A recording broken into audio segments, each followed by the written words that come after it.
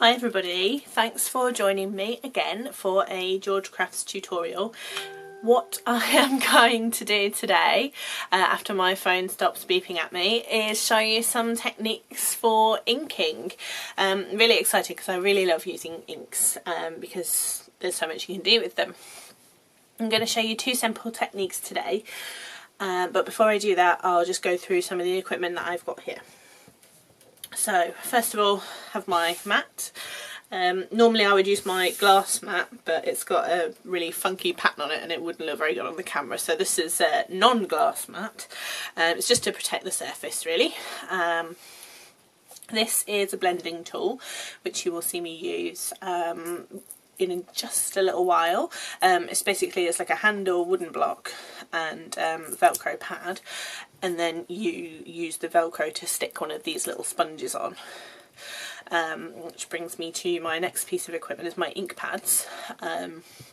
These are Hunky Dory's Prism ink pads. I really like these because they are just about the right size, they don't take up loads of room to store, and they are super juicy and just packed full of colour. First top tip to give you, these blending sponges, if you think about a colour like the red chilli is really packed full of pigment, it's quite bright, whereas this the Jersey cream is quite a delicate pale colour. If I used the same sponge on my red chilli as I did on my Jersey cream would very soon start to get quite red, so I just try to keep the sponges separate, and by just having a little bit of velcro on the bottom of my ink pad, it gives me a nice little place to store it. So that's top tip number one. What else do I have?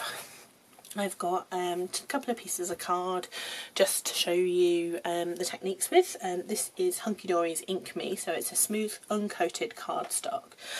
Great for blending inks, great for stamping on, using your alcohol pens, do what you want with it. It's really versatile and it embosses with embossing folders really nicely as well. And this is a spare piece of card which is for technique, a top tip which I'll show you in a second. So some of you might have seen over the weekend I did a couple of cards with inked backgrounds.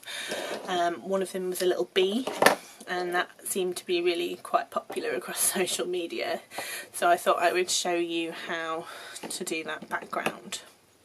So I've got three colours here, canary yellow, Jersey cream and butterscotch. So I'm going to start by blending my canary yellow at the bottom. So I want my little sponge, so I just take that off and stick it to my blending tool. Get myself a nice amount of ink on there. And then really all I do is just blend from the outside into the middle. Okay, so just nice and slowly, getting lots of lovely colour on that cardstock. So if you blend from the outside in, it lets you move the colour around without getting sort of harsh marks on them. If you do get some harsh marks, don't worry, you just keep blending in this sort of smooth circular motion and eventually you'll just blend them out. So these inks that I'm using are dye inks, and the great thing about dye inks is that they react with water, so you can do lots and lots of different techniques with them, which I will do another video for. You can drip water onto them and use your sprays and your spritzers, and it's just really good fun. So stay tuned for that one. In fact, if you subscribe, you won't miss any of our videos. So I want to go just a little bit higher up with my canary yellow, so I'll keep going. Another thing about dye inks is sometimes they can take a little while to dry. So if you are somebody that likes to use foam pads and double-sided tape, just be aware that it might not stick straight away, so you might want to use glue, because you don't want to spend ages making a lovely inked background and your card and sticking all the bits on, so then stand it up and take a picture of it and everything falls off. So we're on to top tip number 2 now, or whatever number it is. As I said, the dye inks can sometimes take a little bit of time to dry, so you don't want to put your fingers in because you'll end up lifting the colour off your card. So you just take a scrap piece of card and use it to protect your work while you're blending. So just going to get my second colour now, which is Jersey Cream. So let's get myself lots of colour on that ink pad, on that blending tool, and start blending. Now as I'm blending, I want to go over where I've already put my canary yellow, because I don't want there to be any white bits, so that's just going to cover up any gaps that I've missed, and it just makes it look a bit more seamless. So, and we just carry on blending. So yeah, dye inks, really good for techniques. These work very similar to, I don't know if you've seen them, the Distress inks or the Distress Oxides by Tim Holtz, and they're a mixture of a dye ink and a pigment ink, and they can be quite pricey because they're a bit designer. So I would definitely recommend Hunky Dory's Prism inks as a great place to start, because you get loads and loads and loads of colours and they're not as expensive and they're a little bit easier to work with. So I've covered my background in my Jersey Cream. Actually what I might do, just do a little bit more in my Jersey Cream and my Canary Yellow, and what I want to do is I want to create some texture. So for the B card that I made over the weekend, which you can see on all our social media platforms, I used butterscotch just to add a little bit of an accent. Sorry, I just got some ink on my fingers. So yeah, if you start getting into ink, your hands will never be clean again. So I don't want to put loads on, I just want to do a little bit, so particularly over where the pale areas are, just blend my butterscotch into my work.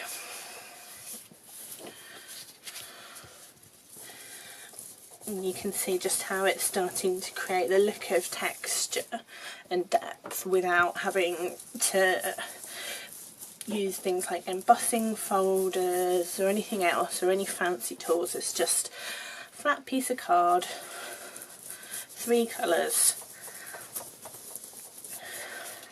and you've got loads of lovely texture. So what I'll do, I might go back in with my Jersey Cream again, just to add a bit more colour in and help to blend that what was it, butterscotch out. So make sure I'm getting all my ink again, and then just blend away.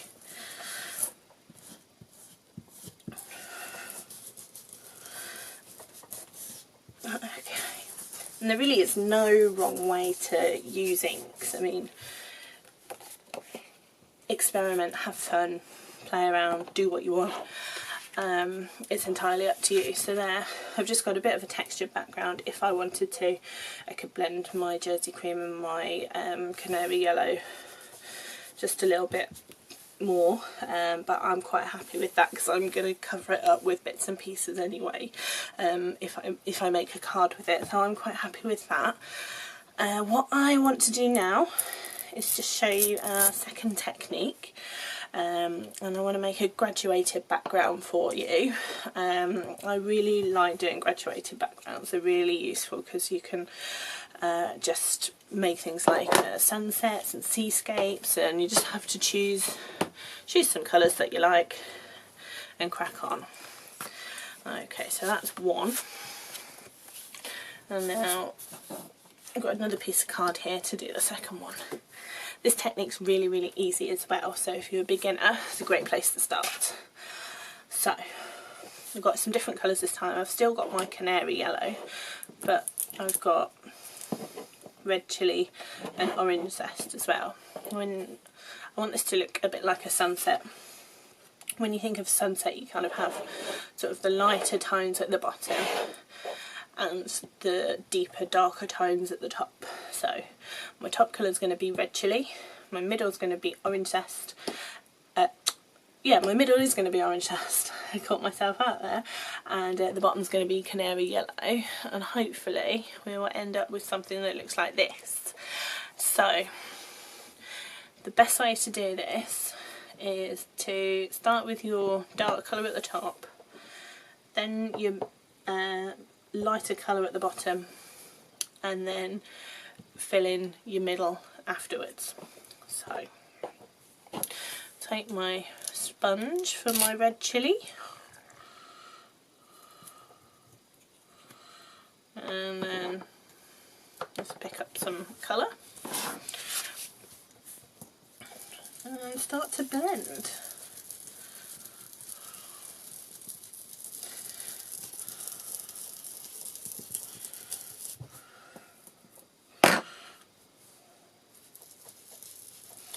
Now, if you're working on a glass mat at home,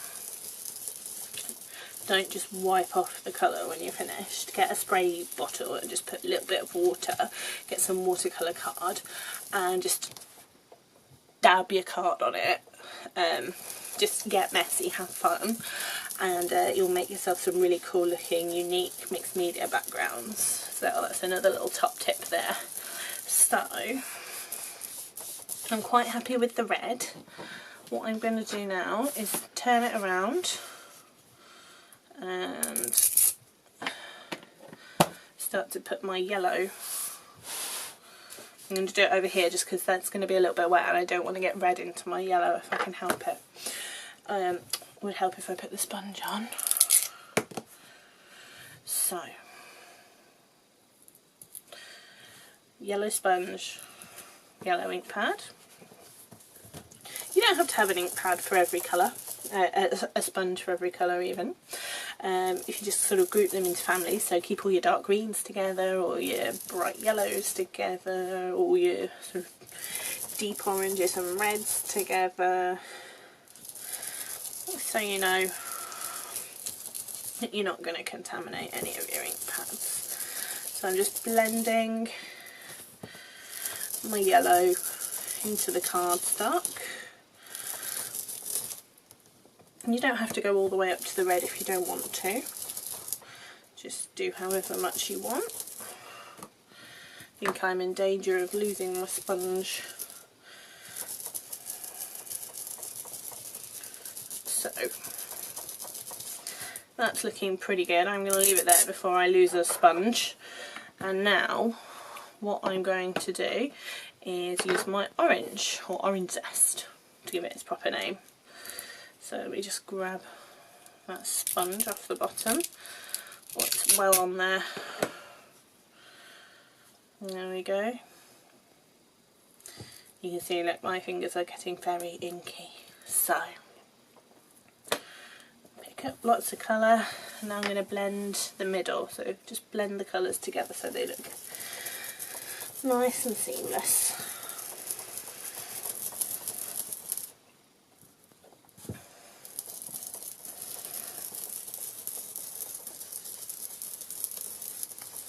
You don't just have to stick to 3 colours either. Do as many colours as you want. Just do 2 colours, do 5. Really, it's up to you. So I think I probably went a bit mad with the red because most of my yellow has now been blended out. But not to worry. There we we go. So blend the orange up into the red as well, just so you can't really see the join. There we go.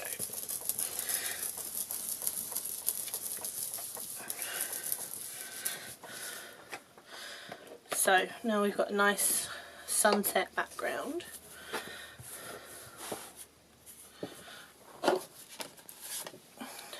So that's our two techniques. This I'm going to use in another video shortly, so I'm just going to leave that there.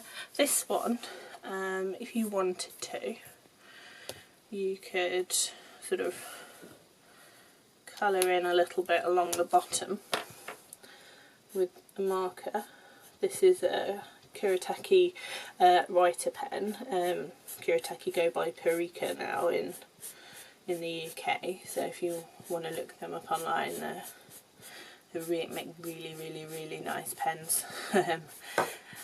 And they do alcohol inks, glitter markers, bit of everything. So I'm just drawing myself a little horizon, and then make myself a little scene. So I have a little tree up here,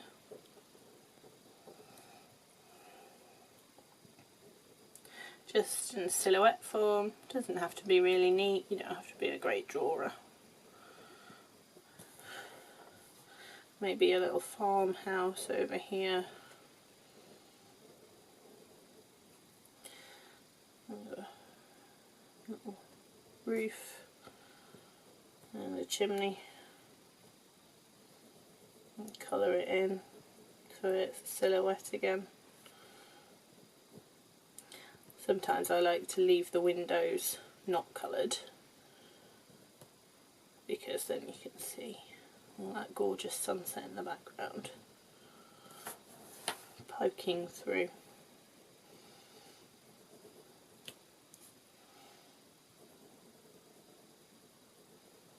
I'm using this marker because I know it's a permanent one, so it deals with colouring on the onto the dye inks quite well, even when they're not really that dry.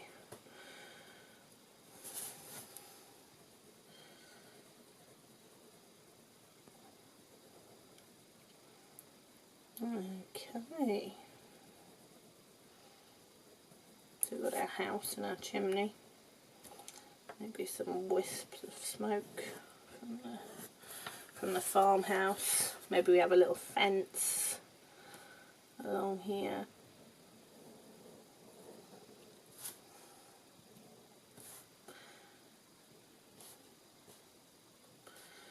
There we go.